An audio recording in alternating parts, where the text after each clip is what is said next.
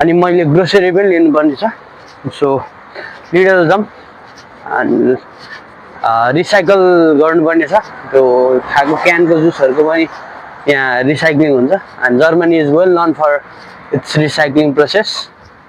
Yeah, so अगाडि लिडलमा भेट गरौँ. Let's see.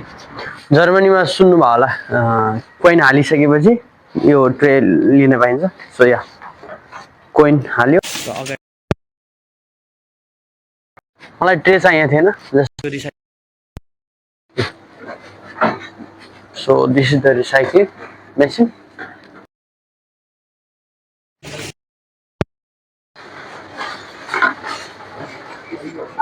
$0.50,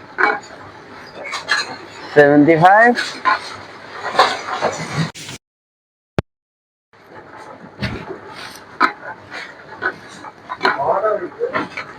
I don't know what happened. यो भिजेको कारणले नलेको जस्तो लाग्यो. This is how Germany works. र यो लिडल हो. यसलाई यहाँ चाहिँ सुपर मार्केट हुन्छ र you will get all the groceries in a single place. र यहाँ भिडियो गर्न एकदमै गाह्रो छ. Germans are not video friendly. So yeah. पनि कुन्दामा मिट आइटमहरु फ्लेक्सिजहरु छन् अनि सेक्सन छुट्याएको छ.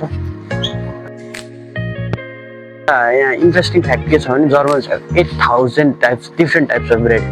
So if you eat one day अनि सिंगल ब्रेड एउटा भेराइटीको ब्रेड खानु छ भने imagine how many years it gonna take varieties.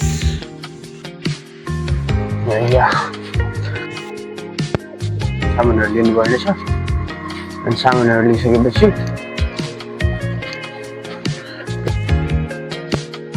Last time 18वटा पिस 3.37 भयो 3.99 भएछ.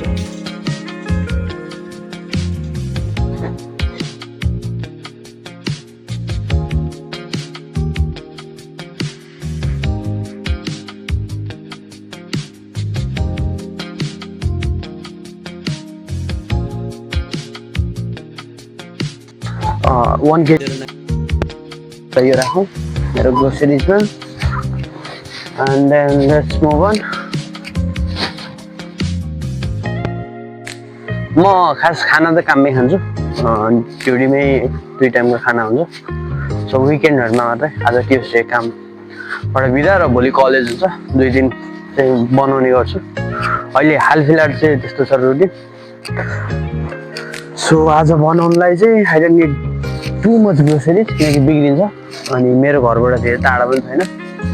So I will just take 2 tomatoes and एउटा सानो dry tomatoes and slice dry earphone भनेको 1 2 3 4 and I need a broth बिहान breakfast को लागि which is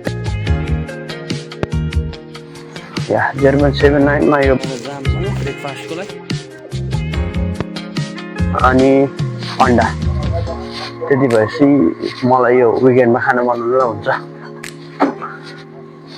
So egg, it's expensive man.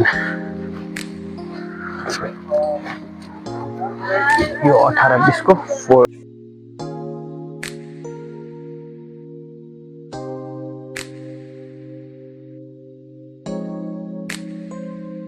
को सपिङ सकिसक्यो अनि these are toiletries items.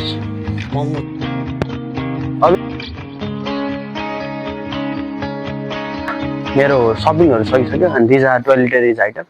यहाँ खानालाई चाहिँ त्यस्तो महँगो छैन. रेन्ट्स आर एक्सपेन्सिभ. अनि अभियसली नेपालबाट आइसकेपछि फिल हुन्छ महँगो छ कन्भर्ट गर्ने बानी हुन्छ.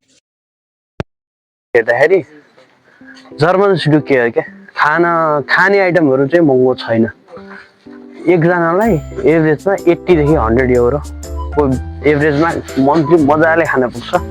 इफ यु डोन्ट ह्याभ एकदम लग्जरियस लाइफ छैन स्टुडेन्ट लाइफ के तरिकाले बाँच्न खोज्नुहुन्छ भने you can survive with 100 euro per month के. सो खानालाई त्यस्तो महँगो छैन अनि अब कन्भर्ट गर्ने बानी भइसकेपछि 15-16 हजार पर्यो 15-16 हजार फुल फ्यामिली धान्छ भन्ने हुन्छ नि but Europeans do care for humans तिनीहरूले literally what is human life अनि के हो कसो हो भने they literally care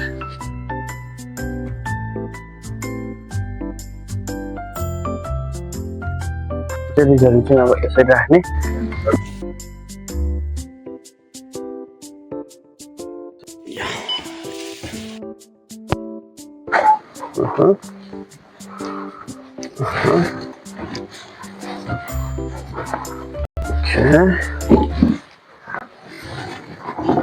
try tomato यता बुझ्छ होला सो यहाँ मेरो ग्रोसरी चाहिँ थियो यहाँबाट दिस डिफाइन्स अनि यहाँ कोही आउँछ भने पछाडिबाट यो यस्तो आउँछ यहाँ राख्ने अनि त्यो पेस्ट होइन ग्रोसरिज 11 पोइन्ट समथिङको भयो त्यसमा मेरो 1.25 मैले रिसाइकल गरेर फेरि 10.33 I got 2 kgs of potatoes 1 kg onion दुईटा साल्ट एउटा साथीलाई लगिदिनु पर्ने छ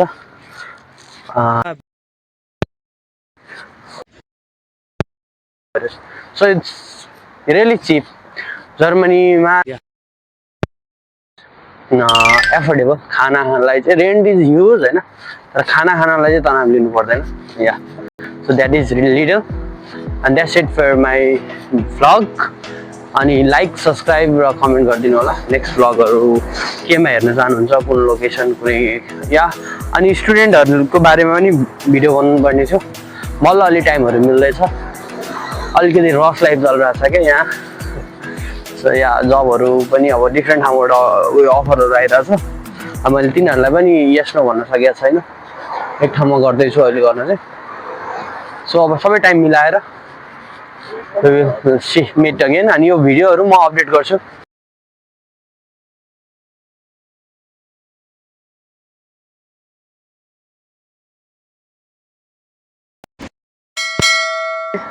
या 12.5 भयो त्यसले मलाई 40 GB दिन्छ र 250 मिनट्स हो सायद हैन सो 40 GB एक महिनाको लागि मलाई इनफ हुन्छ अनि या सो टेक्नोलोजीको मामलामा आई रियली फिल नेपाल भन्दा पछाडी छ जर्मनी तर यिनीहरूले सेफ्टी सेक्युरिटी पनि म्याटर 12.5 €लाई मैले 40 GB पे गर्दैछु नेपाल कति महँगो टेक्नोलोजीको मामलामा it's regarding technology it's really backward है नेपाल भन्दा चाहिँ अलिक पछाडि नै छ सो मैले एउटा कुरा के फिल गरेछु भने लेट्स गो एन्ड टक यहाँ हामीले हाम्रो इन्टरनेट त अब फाइबर नेटबाट आउँछ नि त हामी फाइबर नेटमा मुभ गरिसक्यौँ पनि छ भने कम्प्युटर पढ्नु भएको छ भने फाइबर नेटले एकदमै स्पिड इन्टरनेट दिन्छ नि बट यहाँ हाम्रो घरमा जर्मनीमा इट्स कोएक्सियल केबल के